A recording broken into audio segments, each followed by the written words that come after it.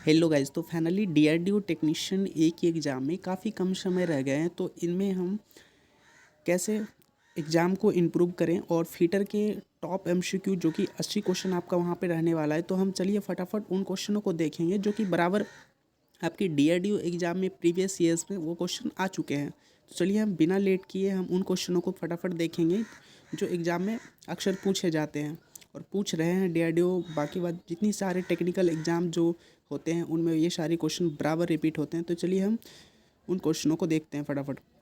तो यहाँ पे आपका फर्स्ट क्वेश्चन है, आप देख सकते हो यहाँ पे आपका फर्स्ट क्वेश्चन, आपको जूम कर देते हैं। आपको यहाँ पे है, निम्न निम्न में कौन सा मार्किंग का उद्देश्य नहीं है। तो जब हम किसी जॉब पे मार्किंग करते हैं तो उसका उद्देश्य क्या नहीं होता है। तो यहाँ पे है समय की बचत करना, ये ऑप्शन में। दूसरा ऑप्शन में सभी प्रक्रियाओं का उचित ज्ञान। उसके बाद है एक बार में ही नापने की आवश्यकता। उसके बाद आपका डी ऑप्शन में है जॉब को यथार्थ को निम्न कोटि का करना।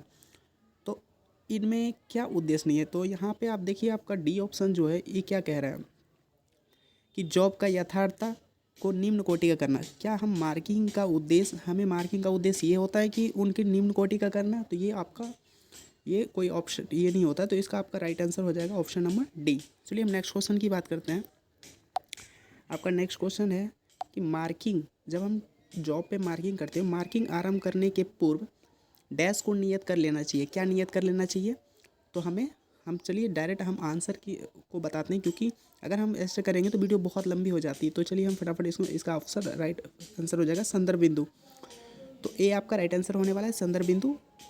संदर्भ बिंदु को हमें नियत कर लेना चाहिए। चलिए नेक्स्ट क्वेश्चन की बात करते हैं। आपका क्वेश्चन नंबर 3 होगा, पर्शियन ब्लू मार्किंग मीडिया के नुकसान क्या है। आपने अभी अब आईटीआई में जॉब बनाए होंगे तो उसमें आपको ये वाली धातु मिली होगी।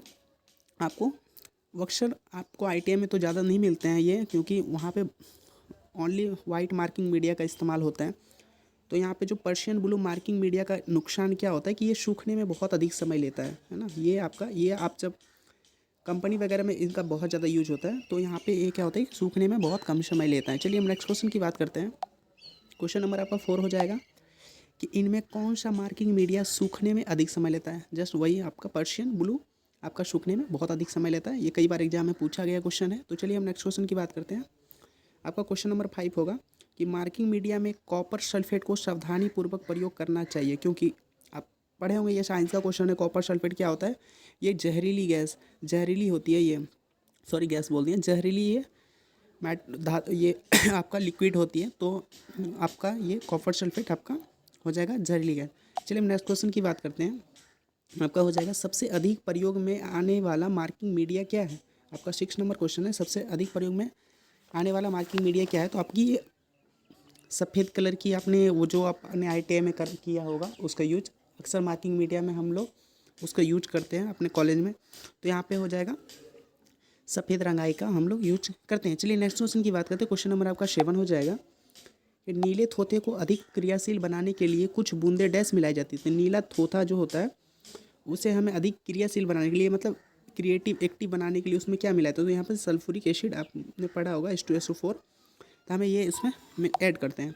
चलिए हम नेक्स्ट क्वेश्चन की बात करते हैं। आपका क्वेश्चन नंबर 8 हो जाएगा, पर्शियन ब्लू मार्किंग मीडिया का प्रयोग निम्न में कौन सी सतहों पर किया जाता है। तो यहाँ पर मशीनिंग की गई, जहाँ पे हम मशीनिंग का ऑपरेशन हो चुका है वहाँ पे हम लोग पर्शियन ब्लू मार्किंग मीडिया का इस्तेमाल करते हैं। चलिए हम नेक्स्ट क्वेश्चन की बात करते हैं। क्वेश्चन नंबर आपका 9 हो जाएगा कि डैश मार्किंग माध्यम सूखने में लंबा समय लेता है। तो आपको ये पहले ही आपका हो चुका है, पर्शियन ब्लू मार्किंग जो सूखने में ज़्यादा समय लेता है। चलिए नेक्स्ट क्वेश्चन की बात करते हैं।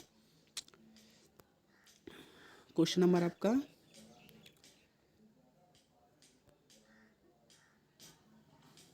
आपका कितना 10 होगा। हाँ चलिए हम देख लेते हैं यहाँ पे। सॉरी, यहाँ पे है आपका सेंटर लाइन विधि के संदर्भ में सही कथन क्या है। तो सेंटर लाइन में यहाँ तो आप देखिए सेंटर लाइन में क्या होता है, वह यह विधि टेढ़े मेढ़े आकृति वाले जॉब को फिनिश में काम आती है। बिल्कुल सही है। उसके बाद है, यह विधि में जॉब के मध्य एक अनुमानित रेखा खींच लेते हैं। इस विधि में जॉब के मध्य में एक अनुमानित रेखा खींच लेते हैं। बिल्कुल सही है, दोनों सही हो जाएगा। ए और बी दोनों आंसर होगा, क्योंकि उसके बाद हम नेक्स्ट क्वेश्चन की बात करते हैं। क्वेश्चन आपका 11 हो जाएगा। कास्ट आयरन की सरफेस प्लेट का उपयोग निम्न में किस कार्य के लिए नहीं किया जाता है? तो कास्ट आयरन की सरफेस प्लेट का उपयोग किस कार्य के लिए नहीं किया जाता? तो यहाँ पर देखिए, एंगल प्लेट को सहारा देने के लिए हम इसका इस्तेमाल नहीं करते हैं। चलिए हम नेक्स्ट क्वेश्चन की बात करते हैं। क्वेश्चन नंबर आपका 12 हो जाएगा कि सरफेस प्लेट निम्न में किस धातु से नहीं बनाई? तो सरफेस प्लेट कास्ट आयरन की तो होती है, ग्लास की भी होती है, शीशे की भी सरफेस प्लेट बनाई जाती है, ब्रॉन्ज की भी बनाई जाती है। यहाँ पे ब्रास की सरफेस प्लेट नहीं होती। तो आपका राइट आंसर क्या हो जाएगा? सी ऑप्शन आपका राइट आंसर हो जाएगा कि ब्रॉन्ज का सरफेस प्लेट नहीं बनाई जाती है। उसके बाद चलिए हम नेक्स्ट क्वेश्चन की बात करते हैं। क्वेश्चन नंबर आपका 13 हो जाएगा। यहाँ पे आपका क्वेश्चन नंबर 13 है, जॉब की मार्किंग सरफेस प्लेट पर रख कर की जाती है। तो जॉब की मार्किंग सरफेस प्लेट पर रख के की जाती है, उस समय हम रेफरेंस सरफेस लेते हैं। तो रेफरेंस सरफेस लेते हैं किसके रिगार्डिंग? तो आपका राइट आंसर हो जाएगा मार्किंग सरफेस प्लेट को। चलिए हम नेक्स्ट क्वेश्चन की बात करते हैं। क्वेश्चन नंबर आपका 14 हो जाएगा। मार्किंग प्लेट को स्टॉल बने होते हैं, सॉरी एंगल प्लेट में स्टॉल बने होते हैं, उसके बनने का उद्देश्य क्या होता है? तो एंगल प्लेट में जो स्टॉल बने होते हैं उसका बनने का एक ही उद्देश्य होता है कि क्लैंपिंग बोल्टों के जगह देने के लिए। जब हम किसी चीज़ को क्लैम्प करेंगे उसमें उसमें स्पेस मिल जाते हैं वहाँ पे, इसलिए उसमें स्टॉल बने होते हैं। चलिए नेक्स्ट क्वेश्चन की बात करते हैं। यहाँ पे है आपका, जॉब को किसी सहायता से एंगल प्लेट पर क्लैम्प किया जाता है। तो आपको डायरेक्ट है आपका ये क्वेश्चन सर, नट बोल्ट की सहायता से हम क्या करते हैं, उसे क्लैम्प करते हैं। उसके बाद हम नेक्स्ट क्वेश्चन की बात करते हैं। क्वेश्चन नंबर आपका 16 हो जाएगा। यहाँ पे देख सकते हो 16, जॉब को पकड़ने और सहयोग के लिए किस एंगल प्लेट का उपयोग होता है? तो जॉब को पकड़ने और सहयोग देने के लिए हम कौन सा एंगल प्लेट का इस्तेमाल करते हैं? तो यहाँ पे स्टॉलिड एंगल प्लेट, ठीक है। उसके बाद हम नेक्स्ट क्वेश्चन की बात करते हैं। क्वेश्चन नंबर आपका 17 हो जाएगा कि भी ब्लॉक बीमाओं समतल और वर्ग की दृष्टि से उच्च कुशलता के साथ फिनिशिंग किया जाता है। तो सभी दिशाओं में भी का कोण क्या होता है? तो भी ब्लॉक आपने देखा होगा, भी ब्लॉक इस प्रकार के होते हैं। तो यहाँ पे जब हम इसको सीधा करेंगे तो यहाँ पे 90 डिग्री का कोण एंगल होता है। तो यहाँ पर राइट आंसर हो जाएगा 90 डिग्री। वैसे आपको जब भी ब्लॉक को देखेंगे इस प्रकार से लगेगा आपको 60 डिग्री का कोण है। तो चलिए हम नेक्स्ट क्वेश्चन की बात करते हैं। क्वेश्चन नंबर है आपका यहाँ पे, देखिए ये क्वेश्चन बहुत बार पूछा गया एग्जाम में है, तो ये बहुत इंपॉर्टेंट रहने वाला है आपका। तो हम इस क्वेश्चन की बात करते हैं। भी ब्लॉक डैश ग्रेड में उपलब्ध होता है। तो भी ब्लॉक ए और बी, बी और सी, फिर सी ऑप्शन है 1, 2 और 3, फिर 1। तो भी ब्लॉक जो है ए और बी ग्रेड में उपलब्ध होता है। तो आपका राइट आंसर हो जाएगा ऑप्शन नंबर ए। चलिए हम नेक्स्ट क्वेश्चन की बात करते हैं। क्वेश्चन नंबर आपका हो जाएगा 19। मार्किंग करते समय भी ब्लॉक दाब पड़ने पर हिल सकता है। इसे एक निश्चित आकार पर क्लैम्प करने के लिए इसमें से किसका प्रयोग किया जाता है?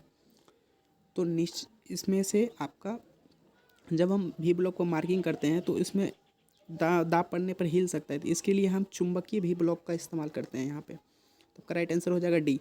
चलो नेक्स्ट क्वेश्चन की बात करते हैं। क्वेश्चन नंबर आपका 20 हो जाएगा कि बेलनाकार वस्तुओं को पकड़ने के लिए भी ब्लॉक का प्रयोग किया जाता है। इससे बने भी ग्रुप का कोण कितना होता है? तो ये पर 90 डिग्री का होगा। आपका राइट आंसर हो जाएगा 90 डिग्री। चलिए नेक्स्ट क्वेश्चन की बात करते हैं। आपका फिटिंग कार्य में मार्किंग हेतु जॉब पर स्थिर रखने के लिए ध्येय से प्रयुक्त भी आकृति का ब्लॉक का क्या काम होता है? तो आपका यहाँ पर ऑप्शन है भी ब्लॉक टाइप 1, भी ब्लॉक टाइप 2, भी ब्लॉक टाइप 3, भी चुंबकीय भी ब्लॉक। तो आपका राइट आंसर हो जाएगा चुंबकीय भी ब्लॉक।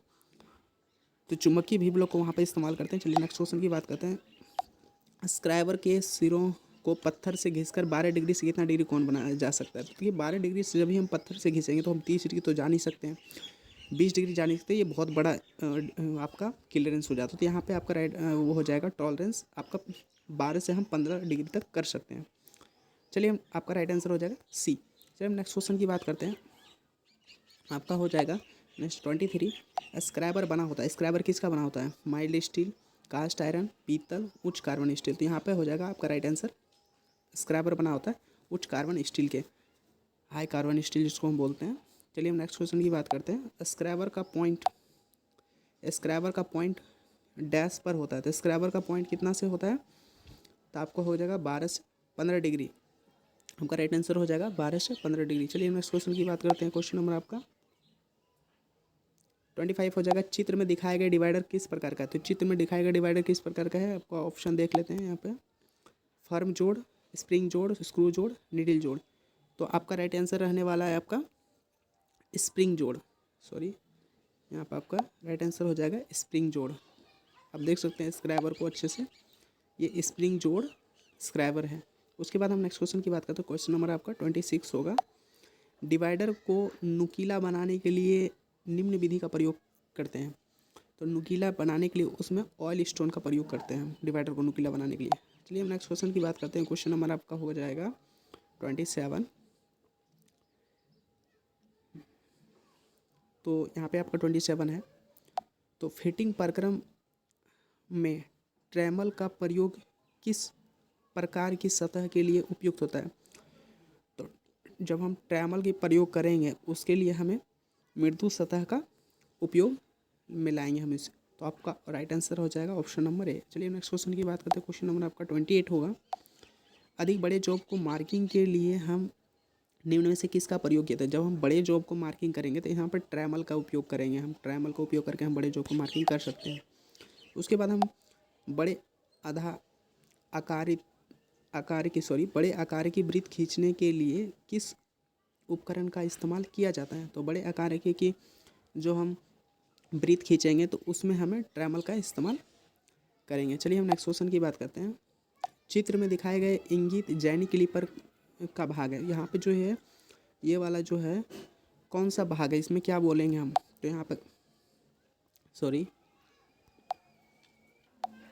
आप यहाँ पे देख सकते हो, यहाँ पे हो जाएगा आपका राइट बैंड लेग। यहाँ पे आपका हो जाएगा बैंड लेग, क्योंकि इस प्रकार का लेग में यहाँ पे बैंड लेग होता है तो ये बैंड लेग हो जाएगा यहाँ पे, क्योंकि यहाँ पे देख सकते हैं बैंड है। उसके बाद हम नेक्स्ट क्वेश्चन की बात करते हैं। जैनी क्लिपर डिवाइडर के समान आकृति का एक यंत्र होता है जिसकी टांगें सीधी होती है, दूसरी टांगें लगभग अंदर मुड़ी होती है। अभी तुरंत बता देती है 5 mm की मुड़ी होती है उसी टांगे, एक टांगे उसकी जैनी क्लिपर की एक टांगे 5 एंगल में मुड़ी होती है, 5 mm में मुड़ी होती है। चलिए नेक्स्ट क्वेश्चन की बात करते हैं। क्वेश्चन नंबर आपका 32 होगा। मार्किंग औजार के रूप में प्रयुक्त स्प्रिंग प्रकार डिवाइडर का जोड़ एवं आकार निम्न में से किससे मिलता जुलता होता है, तो यहाँ पे आपका राइट आंसर हो जाएगा इनसाइड स्प्रिंग क्लिपर। आपका ए आपका राइट आंसर हो जाएगा। चलिए हम नेक्स्ट क्वेश्चन की बात करते हैं। क्वेश्चन नंबर आपका 33 होगा। निम्न में से किस पंच में पंचिंग के लिए हैमर का चोट लगाने की आवश्यकता पड़ती है, तो जब हैमर चोट लगाने की आवश्यकता नहीं पड़ती तो यहाँ पे ऑटोमेटिक पंच में हमें हैमर पर चोट लगाने की आवश्यकता बिल्कुल नहीं पड़ती है। उसके बाद है प्रिक पंच का पॉइंट निम्न में से निम्न कौन होता है, प्रिक पंच जो होता है उसमें से आपका हो जाएगा राइट आंसर 30 डिग्री। प्रिक पंच होता है 30 डिग्री, प्रिक पंच का पॉइंट निम्न 30 डिग्री का एंगल का होता है। ये भी बहुत इंपॉर्टेंट क्वेश्चन है, ये बराबर पूछा जाता है एग्जाम में। उसके बाद आपका राइट आंसर तो 35 आपका क्वेश्चन है। मार्किंग प्रक्रिया में पंच द्वारा बिंदु लगाते समय सभी बिंदुओं को एक समान रखनी चाहिए क्या, सभी बिंदुओं को क्या रखना चाहिए आपको, एक समान, तो आपकी गहराई एक समान रखना चाहिए। चलिए हम नेक्स्ट क्वेश्चन की बात करते हैं। क्वेश्चन नंबर आपका 36 होगा। सॉलिड पंच का प्रयोग डैश के लिए डैश में किया जाता है, तो सॉलिड पंच जो है उसको हम ब्लैक स्मिथी में करते हैं। तो जहाँ पे देख सकते हैं ना भट्टी वगैरह का कार्य, तो वहाँ पे लोहार के पास तो वो ब्लैक स्मिथी होता है वहाँ पे, तो वहाँ पे हम लोग इसका इस्तेमाल करते हैं। चलिए हम नेक्स्ट क्वेश्चन की बात करते हैं। निम्न में से किसके द्वारा अस्थाई मार्किंग का कार्य संपन्न किया जाता था, अस्थाई मार्किंग का कार्य किसके द्वारा संपन्न किया था, तो यहाँ पर पंच द्वारा हम अस्थाई मार्किंग का कार्य संपन्न करते हैं। चलिए हम नेक्स्ट क्वेश्चन 38 की बात करेंगे। तो यहाँ पर 38 नंबर क्वेश्चन है आपका, थोड़ा जूम कर देते हैं आपका 38। प्रिक पंच में डैश कोण पर डिवाइडर का नोक को बहुत यथार्थ स्थिति में प्राप्त करते हैं, तो आपका यहाँ पे आपका राइट आंसर होने वाला है प्रिक पंच को 30 डिग्री कोण पर डिवाइडर के नोक को बहुत यथार्थ स्थिति में प्राप्त करते हैं। चलिए नेक्स्ट क्वेश्चन की बात करते हैं। क्वेश्चन नंबर आपका 39 हो जाएगा। पंच के जिस भाग द्वारा बिंदु केंद्र बनाते हैं वह कहलाता है क्या, तो पंच के जिस भाग द्वारा बिंदु केंद्र बनाते हैं तो उसका आपका राइट आंसर होने वाला है पॉइंट। आपका राइट आंसर हो जाएगा पॉइंट। वह पॉइंट कहलाता है। तो चलिए नेक्स्ट क्वेश्चन की बात करते हैं। ये आपका लास्ट क्वेश्चन रहने वाला है, तो चलिए इसको देखते हैं। यहाँ पे है सूची 1 को सूची 2 से मिलान करते हैं। प्रिक पंच होता है, प्रिक पंच, सेंटर पंच, डॉट पंच। तो प्रिक पंच यहाँ पे क्या हो जाएगा, मार्किंग लाइन को पक्का करने के लिए, होल ड्रिल होल को करने के लिए, डिवाइडर की टांगे को सही स्थान पर सीट देने के लिए। तो आपका प्रिक पंच हो जाएगा राइट आंसर आपका। डिवाइडर की टांगों को सही करने के लिए आपको जो सेंटर पंच होता है, ड्रिल होल को करने के लिए आपका सेंटर पंच, और डॉट पंच होता है मार्किंग लाइन को पक्का करने के लिए आपका डॉट पंच का इस्तेमाल करते हैं। तो आपका ये आपका लास्ट क्वेश्चन है और इसकी पार्ट 2 आएगी जल्द।